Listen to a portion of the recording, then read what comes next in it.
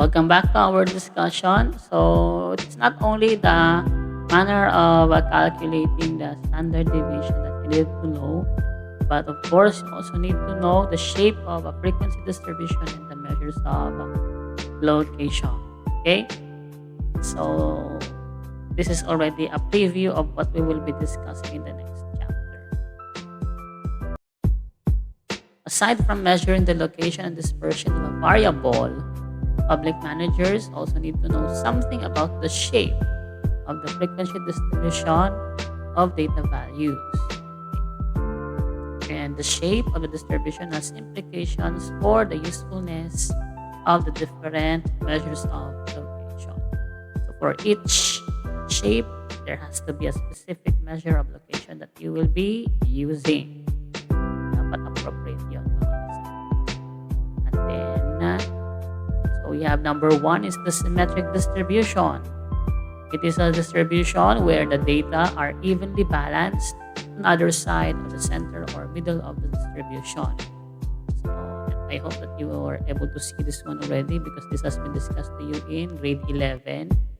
So as you can see, this is a symmetric distribution. We have nothing symmetric, the word symmetry, when you divide or when you cut this distribution into two vertically, what you will see on the left side, you will also see on the right side. And another symmetry. Okay? The data are evenly balanced from either left or right, the center. And the mean, median, and mode have very similar values or the near center of the distribution. I just don't know if this has been discussed to you in your senior high school class, statistics and probability, but in a symmetric distribution, usually the mean, median, mode have similar values or they have equal values. And the mean is the preferred measure of location if the distribution is symmetric in nature. The mean is more preferred. Next is the uniform distribution. It is a distribution where each data value occurs with the same or nearly the same frequency. So, yan, consistent siya. And the dispersion will be large. O kasi nga, isang consistent lang. Meaning,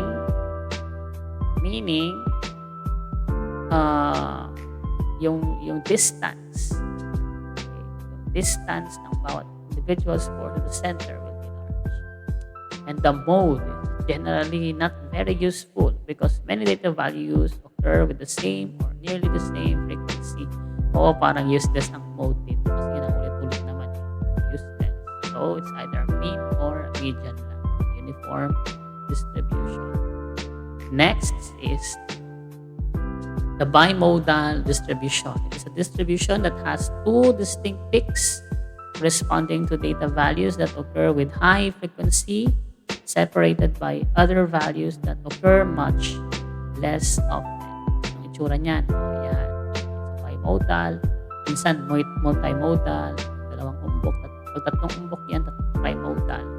So, okay.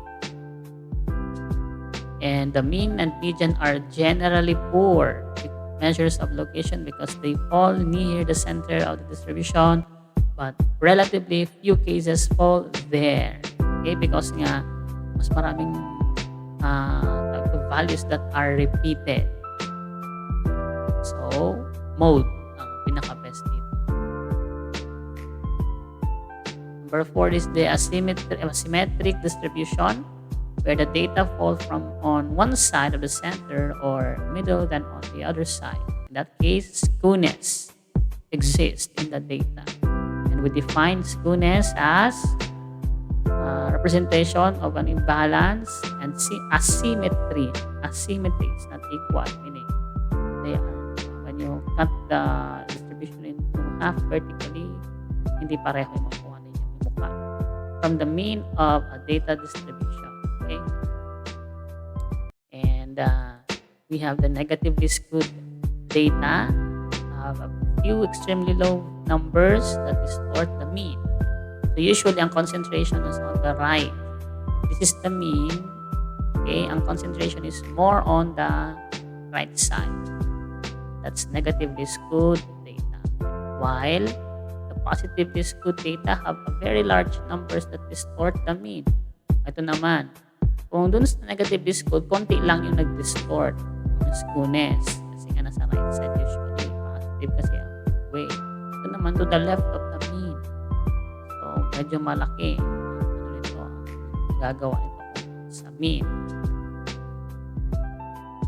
And then, if the standard deviation for a set of data approaches or exceeds the value of the mean itself, okay, the mean may not be a very representative measure of location. Sometimes it happens that the standard deviation, the value of the standard deviation is greater than the mean itself. Okay, and in that case, the mean is not a representative measure of location. It's either median or mode.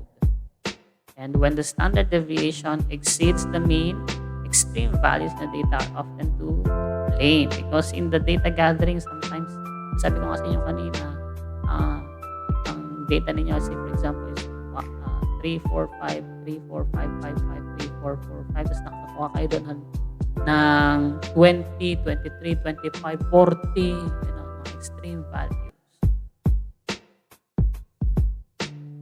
And in this case, consider using the median because it's not as sensitive to the extreme values in the data. We know that in the median, you just need to arrange the data set into ascending or descending order. Yung pinakagitna, if it's odd, divided by 2.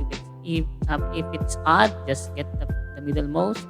And if it's even, get the average of the two middle values. That will be the median.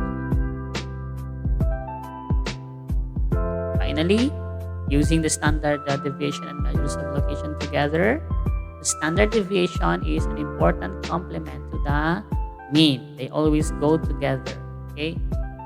And it's so important, in fact, that an analyst should be cautious in making conclusions about data if he or she is given only the mean and not the standard deviation as well. Say, for example, we have the same mean but different standard deviation. So, halimbawa, mean of the yung first mean is 30. Standard deviation of that is 5. And then the other one, mean is 30, but the standard deviation is 1. So you can see that there will be a discrepancy already because yung isa, yung standard deviation which is 1 is homogeneous in nature compared to the distribution which has a mean of 30 and a standard deviation of 5. So it's important that we need to indicate the standard deviation as well. So in the absence of the standard deviation, the mean has limited value because it is difficult to see how much volatility or variability exists in the data. So in your interpretation of data, sa chapter 4 ninyo, may column kayo ng mean. At the same time, may column kayo for the standard deviation. Okay. As a rule of thumb, an analyst should always provide both the mean and the standard deviation when describing data or reporting results. As I mentioned earlier, you need to construct a column for standard deviation whenever you are reporting the result for your mean. Okay? Especially in your thesis writing. So, that ends my discussion. These are my references. Should you have questions, suggestions, or violent reactions regarding our lessons, feel free to comment it in our chat box. Okay? I'll see you in the next video. Goodbye and God bless.